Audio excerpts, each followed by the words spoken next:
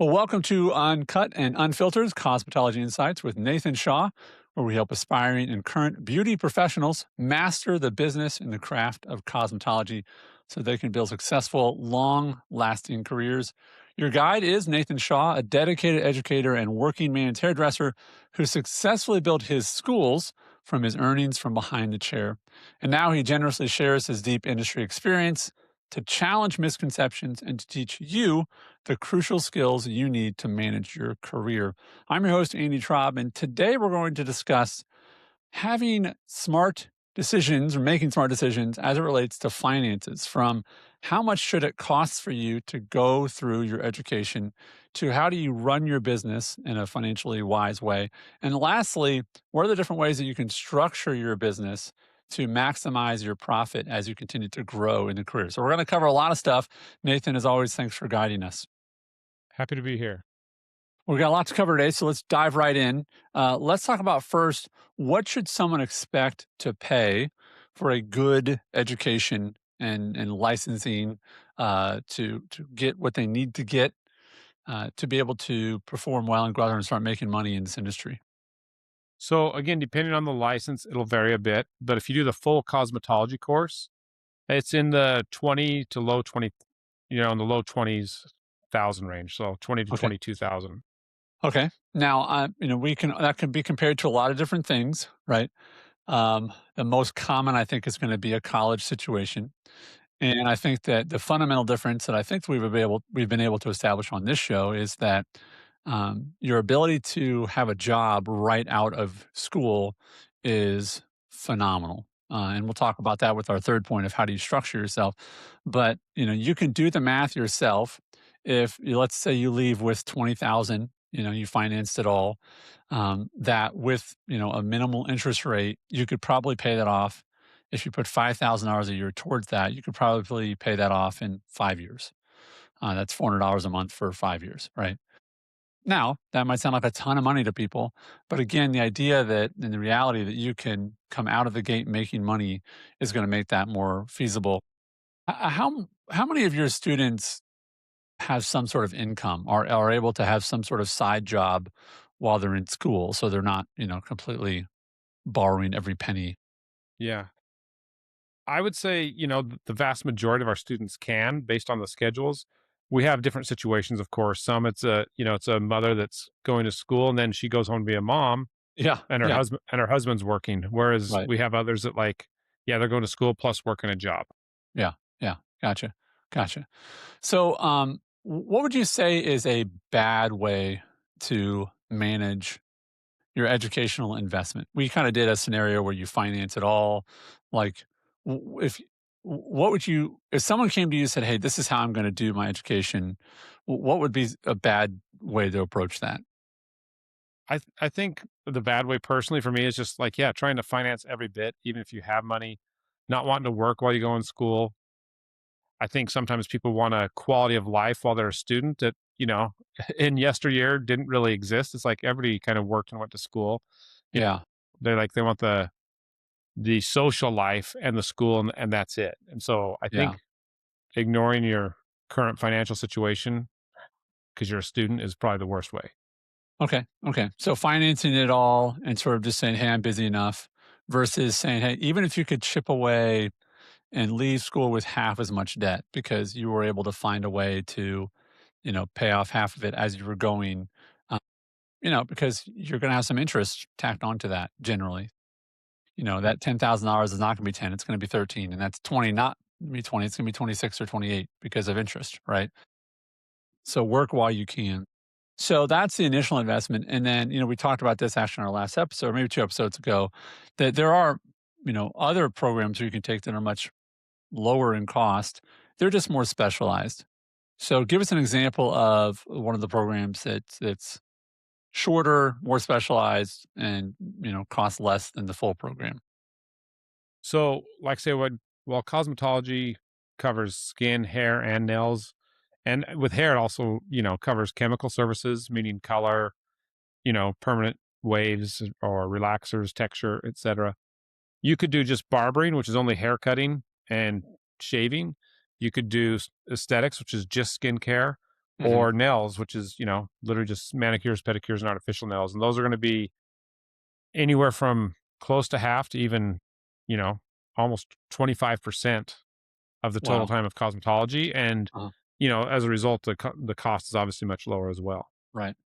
So again, I mean, this is just pure financial basics, which is just avoid owing people money as much as you possibly can. That's the first part of financial literacy for your career is don't make debt as normal as it is because it's pretty normal, right? Yeah. But normal doesn't mean wise; it just means normal, right?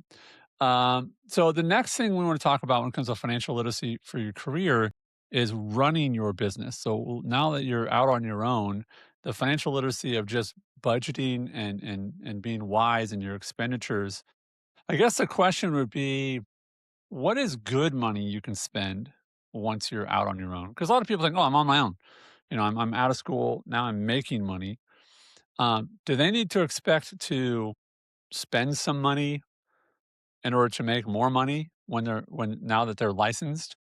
Like, what are the expenses that are like, "No, you're not done spending money, Yeah. but you gotta spend it on this stuff, and that will help you make more money."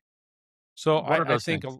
yeah, I think a lot of it can be sometimes different tools. You may need certain tools. I think of skincare in particular, where you might need, different machines, whether it's a steamer or a hydrofacial is a very expensive machine, but it's a new technology for certain types of facials. A lot of it's going to get in more advanced education. They talk about how you're not a true expert till you've had 10,000 hours of practice. And if cosmetology school is 1,600 hours, you're not even 20% of the way to that 10,000 hours, right? So you need to keep, keep trying to advance your skill level. And then lastly, it might be the products you need, right? I think with hair care, you want to be able to offer the best quality products to your guests from like a chemical, meaning the hair color you may use on them, but also to the home care products they take home. They're going to need to invest in that. So Yeah. My sister, in law got her house painted once by a guy, and this was 20 years ago, but, he painted the whole house with a brush, and, I was like, "Hey, um, it's not 1924."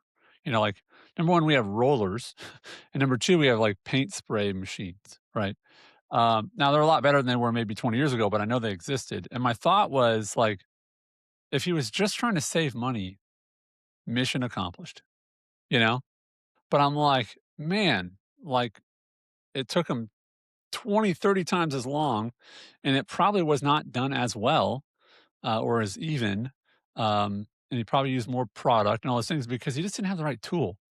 And that might sound, like, silly, but it's like, there are people that they buy cheap tools, or they mhm, just don't buy tools at all. There's that sort of famous saying that, if I had 5 hours to cut a tree, I'd spend, an hour sharpening my axe.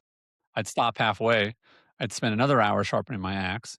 And when you do that, you are going to be probably twice as productive as the person that goes out there and starts to get to work, right?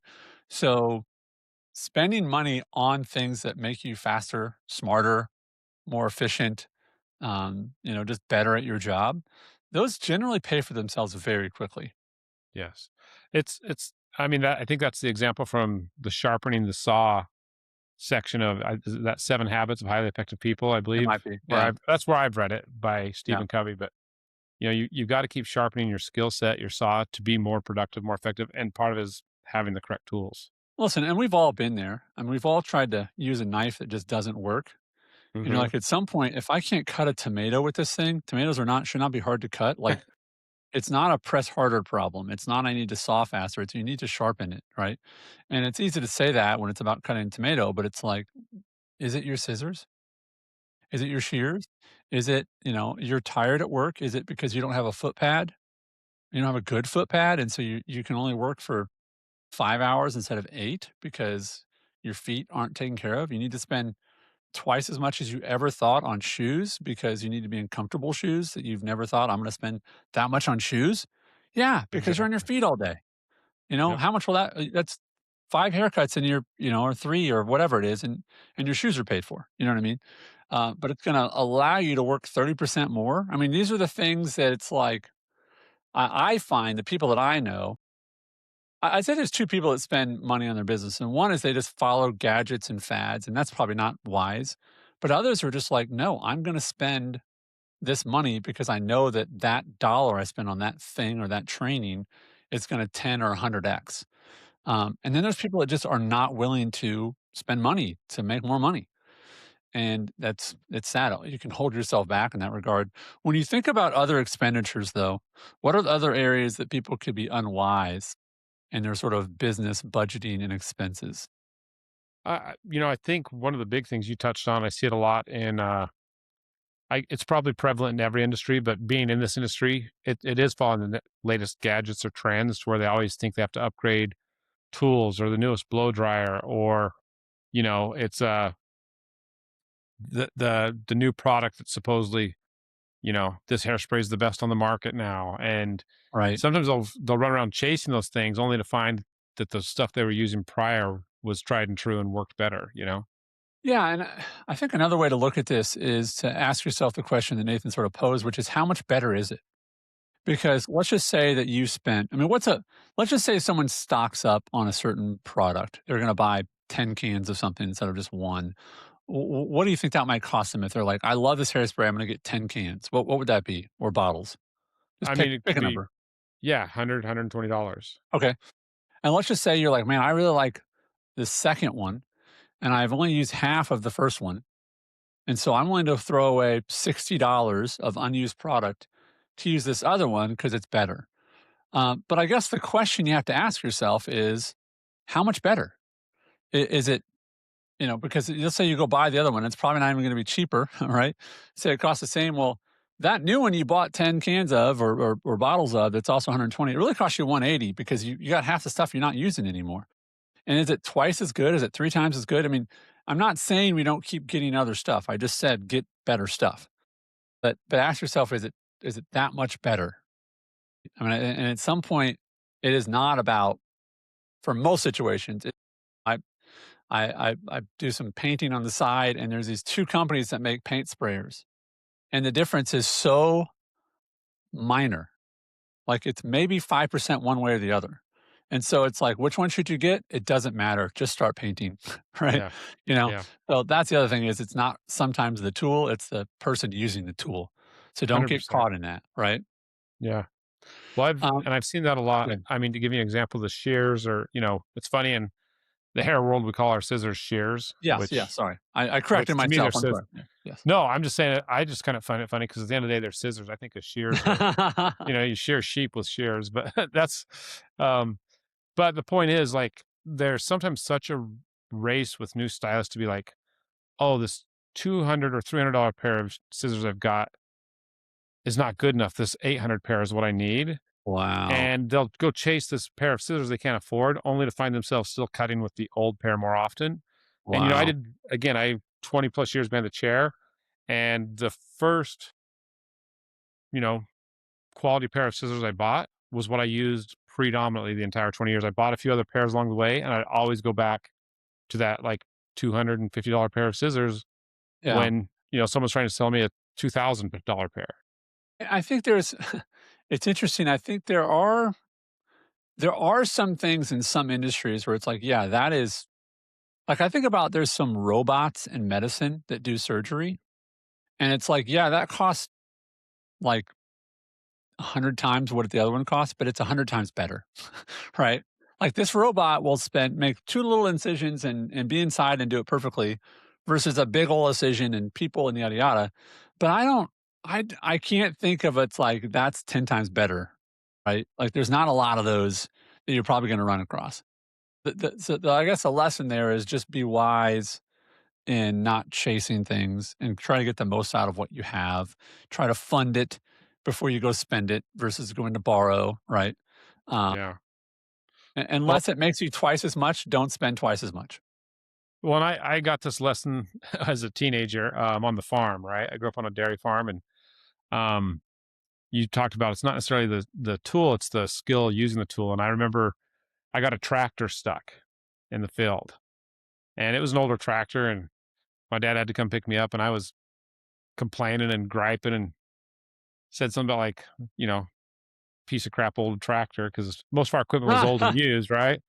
And my dad Right. commented, said, "Sometimes it's not the equipment, it's the operator," and just kind of shut me Yeah, down, absolutely. and the truth is I put myself in a situation with the tractor I should not have driven into, right? Yeah. I should not Yeah. have driven into, I mean, and Yeah. it really was the case. It's like I had no, you know, need to be where I was, and so I Yeah. got stuck in the mud, right? Yeah. Yeah. Whereas a wise operator would have avoided it. So, Absolutely. So, last part we want to talk about when it comes to financial literacy is understanding this is huge. And I think it's for a vast majority of people listening or watching, this is going to change over time. So, you have to understand each one. And we'll do more episodes on each one of these. But when people start off, well, maybe not, but there are three sort of um, paths you can go or ways that you can work inside the industry. Can you explain kind of just 10,000-foot level what those are, and then we'll dive into each one real quick. So what are yeah, the different ways that you can be working in this industry when it comes to making money? yeah. So most stylists, you're going to have a couple different paths or three, like you said. The first one is you're going to be an employee. You're going to go to work for a salon. You may be hourly, you may be commission, but at the end of the day, they're paying you. They're going to give you a W-2. You're going to go there and literally just show up with your tools, your scissors, your blow dryer, your brushes, clips, etc. And it's their responsibility to help you get busy, to help. I mean, you have to be proactive yourself, but it's like the reputation of their salon and them feeding you guests to help grow your business is going to be how you make money. And that's, of course, a no Okay. cost to you type business, and also not having to worry about the business management. The next one that is very common is I call it either chair rental or booth rental, where you'll work in a salon that is more independent contractors. And so everybody just rents their individual station or chair. And so you work within a larger group, but you're independent within there. And then the ever increasingly popular one I'm seeing is the salon suites, where you might have a whole development, a strip mall that's made into 60 little individual salons, and Wow. you're what I call it, a solopreneur. You're in business for yourself in your own little suite, and that business is all you. Interesting. That's mhm. What are the biggest benefits for someone starting off to just go be an employee? Why is that a I good decision? So I always think that's the best route. A lot of people don't want to hear it. And when I say that, it's because this is an industry where a lot of people have a very independent streak. They're creative. They want to do their own thing. And I get that completely. But I think, getting out of school, that mentorship, that working in a salon environment where you're going to be around more seasoned stylists is going to give you a leg up in getting better and honing your skills to have someone to continue to mentor you, even if it's just watching them work when you're not busy and finding new tricks. Right. It's also you don't have to come up with any money to go to work. You show up and work and get paid for working. Yeah. Yeah, Yeah, there's a level of predictability that, is there a lid? Is there a cap? Yes, other than if you do a great job and you're getting tips, I assume that could help your pay increase. absolutely. Um, but are you gonna make twice as much the following year if you do the same thing? Maybe not, like, probably not because, it's like, if they have the base prices for the services, um, but when it comes to consistency and being able to just focus on your craft versus you got to decorate the place, you got to you got to pay the rent, you got to maintain it if something breaks, you got to pay for your all buy a chair. I mean, it's like all these things you could pay for, and oh yeah, you have to advertise. You know what I mean? And you have to do follow up and administrative, and or you go someplace and they have someone who answers the phone, right?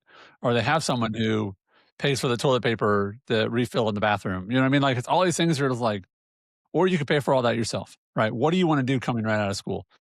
Just go get better at your craft, at your skill, right? Um, let's end with this. Is and talking about financial literacy. What is the most common thing that people they've graduated, they're good at what they do. What's the most common way that people get in trouble in finances in this industry? I think the most common way is just not understanding their budget or what it takes to build profit margin into their business when they become solopreneurs or independent contractors. A lot of them don't do a budget. This is the famous thing you hear in this industry. If someone's at a salon as an employee and it's commission based, for example, and they're getting 40% or 35%, they think the salon owner is making 65% of it.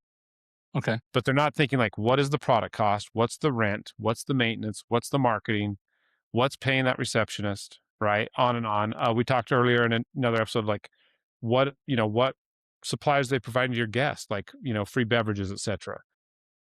And so they'll go and become an independent contractor and think that 100% of what they charge a guest goes in their pocket. And it's like they really haven't done the math or the work to know what that budget includes. Like, hey, what is your product cost? Are you wasting too much product when you color someone's hair? I've seen so many times where a stylist is throwing a half a bowl of color in the garbage that didn't go on someone's head because they didn't calculate properly the amount they needed, right? And when you're paying that yourself, suddenly that changes things, right? Give me a Um, real quick example of how much does a half a bottle of that stuff cost? so it depends on the color, but a tube of color, you're going to mix it with developer, and a tube of color maybe, depending on the brand, maybe $8, maybe $12. Right. But my point is if you do that every time or Yeah. most of the time, Yep. it's like, what's $5? Okay. If every day I told you to just drop $5 on the ground, at some point you'd be like, why do I keep dropping $5 on the ground? Yeah. Because I don't mind dropping $5, but three, that's my Chipotle. I mean, that's a good Yeah. Right. Chipotle. You know what I'm saying? And it's Yeah. like, why are you dropping all your Chipotle on the ground? Meaning it's like, it's not that much. It adds up, right? It And does. the problem is when it's not your dollars, you don't care as much. Right, and it's you would care if it was your dollars. If you paid for that tube, you'd look at it and go, "That's $6. I need to do a Exactly. better job of my measurements." Right? So, yeah, I think that's good. Can I offer one more? Absolutely. Which is that I think that when people and this is just a human nature one, but when people start to make more, they just spend it, Yes. right? And this is where they talk about people in certain jobs are often they don't have very much money because they make so much money that there's a perception of, oh, I'm in this industry, so I have to drive this kind of car and live in this kind of neighborhood. And all of their profits just go to that thing, whatever. Costs them so much money to look like a doctor. It's like they don't get to actually enjoy it. So the other thing is, as you make more, you just keep spending more versus what if you didn't move out of your apartment and you just made twice as much money next year? You didn't go buy a house and put all that money on a down payment, whatever it might be. Maybe what if you just kept the same car for 2 years versus, oh, I'm making more now, I'm going to go buy a new car. Okay, or if you just keep spending your profits, that's another way of of financial literacy of just you're not you might be making more, but if you spend more, guess what? You're not gonna keep more, right? Yeah. So controlling that is also a big part of that. So I wanna encourage all of you to reach out to Nathan and his schools if this is something you feel like you need to do a better job of, or if you're interested in getting into the industry of, what are the things that I need to be aware of when it comes to financial literacy. I know you talk about this when you have people going through your schools, right? You're not just doing the skill, you're also doing the business side of the business.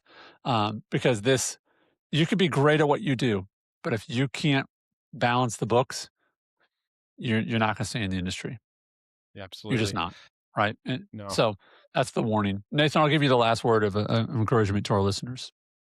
No, I think, to your point, at the end of the day, you've got to take financial literacy seriously. This is an industry it's predominantly run by people that are very creative. And so, they don't like thinking about math and numbers, but it's simple stuff, right? It's money in, money out. And do you have a budget? Can you follow a budget? Can you put money away? Can you save, etc.? And then on top of that, knowing who you are. If you're not great with budgets, if you're not great at inventory control, you don't want to deal with the business side. There's a misnomer in this industry that like you have to the promised land is that solopreneur, right? You have your own little shop. And I, as a salon owner, had a girl that she worked as an employee at another salon, was booked all the time, and we ran a salon that was chair rental. And she came to us and started renting a chair. And I saw within 6 months to a year her clientele just dwindle because Really? she was self-employed. And so she either wouldn't have the product she needed or she'd show up late.